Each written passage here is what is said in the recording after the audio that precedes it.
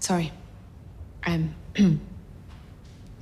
I do solemnly, sincerely, and truly declare that the evidence I shall give shall be the truth, the whole truth, and nothing but the truth. Thank you, Toya. You woke up in the hospital after the crash with no recollection of what had happened. Is that right? Yes. They told me that Imran had died. It was awful. It still is awful. You must miss him. Yeah. Toya, talk to me about Imran's infidelity. How did it make you feel? I was heartbroken. I knew that things weren't easy, but I was shocked when I found out that he cheated. And then you discovered there was a child from that infidelity. I was angry, of course I was, but we moved forward and we were going to raise Alfie together. It's what we both really wanted. And Imran was chosen by the court to be Alfie's primary carer. That's right. But then you later learned that Imran had lied in court about Alfie's birth mother. Yes. And when did you find that out?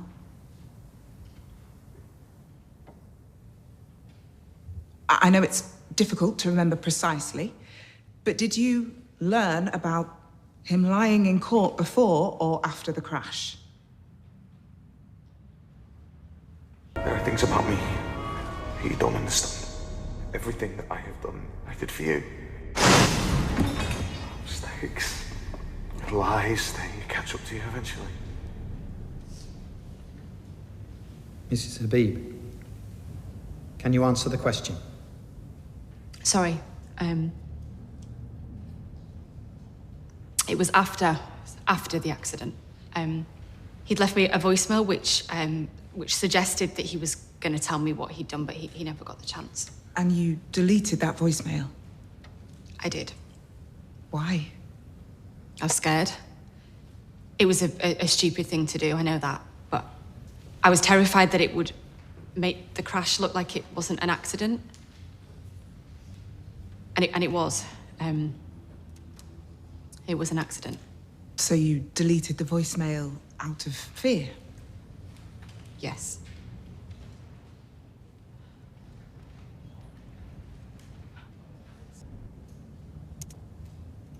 I never meant for any of this to happen. I am sorry. I am so sorry. Sounds like he was about to tell you everything. But he didn't. Where were you and Mr. Habib headed in the car before the crash? Home. And why were you driving? Imran had had a drink and he seemed stressed. Stressed because he had something important to tell you? Well, you'd have to ask him. I can't, unfortunately. Would you consider yourself a forgiving person, Mrs. Habib? I would, yes. You married Mr. Habib despite discovering he'd slept with another woman. I did. You and Mr. Habib were going to raise his son together. Yes. And you were going to adopt another little girl as well, correct? Yes, we'd fostered her and we were in the process of adoption. When you discovered that Mr. Habib had lied in court and so jeopardized your ability to gain care of Alfie and to adopt another child, did you forgive him? Well, I didn't know that until after the accident and Imran was dead, so my head was all over the place at that point. Mr. Habib didn't tell you that information when you're in the car? I've already told you, no. Memory's a funny thing, isn't it? We forget important meetings and loved ones' birthdays, but we remember every word of every ABBA song. Would you say your memory loss is convenient? You are certain that Mr. Habib didn't reveal his lies to you in that car when you were driving? I'm certain. Again, you seem very sure of that. No gaps in your memory there. And yet, when faced with the evidence, you made no attempt to hit the brakes before the fatal crash. You conveniently have no recollection.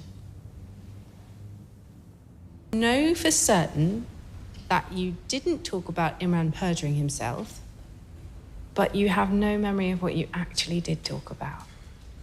Yes. Do you see why I am struggling to make sense of that? The only logical explanation is that Mr. Habib did confess to you, as were his intentions when he left that voicemail. He told you that he had lied in court. And you, already angry and betrayed from his infidelity, furious he had put your dream of a perfect family at risk, planned to crash that car. No! No, that's not what happened! Sit down. I didn't mean to kill him. I didn't. No more questions. Toya Habib ranted to her sister, stating she would kill Mr. Habib. Now, maybe we can chalk that up to the empty threat of an angry, betrayed wife.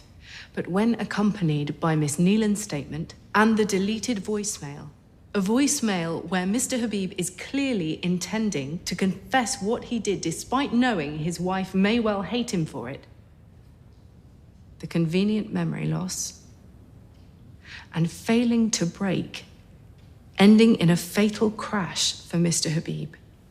Betrayal, leading to fury, leading to revenge. A calculated plan of murder. There is no evidence of premeditation. No design for murder. Imran pulled Toya to safety. Would he really have done that if he believed that she had just tried to kill him? Yes. Toya can't remember everything that happened prior to that traumatic and tragic accident, but we cannot condemn her for that. She was battered and bruised, in shock, grieving. The prosecution has spun you a story, a work of fiction about a counselor turned killer.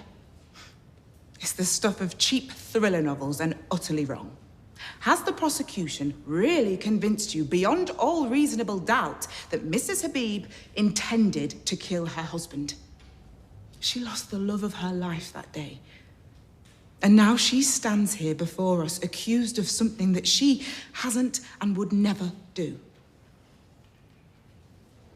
She's lost everything.